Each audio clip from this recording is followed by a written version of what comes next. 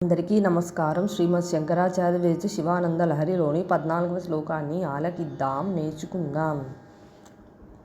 ప్రభుస్త్వం దీనానాం ఖలు పరమబంధు పశుపతే ప్రముఖ్యోహం తేషామపి కిముత బంధు త్వమనయోః త్వయైనక్ష్యంతవ్యాః శివమదపరాదాస్య సకలాః ప్రయత్నా కర్తవ్యం మదవనమియం బంధుసరణిః. ఇంకొకసారి.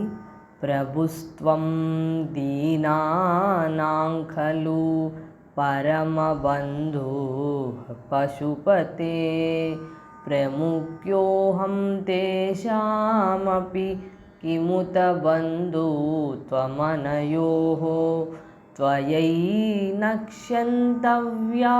శివమదపరాదాస్య సకలాః ప్రయత్నా కర్తవ్యం మదవనమియం బంధుసరణిః.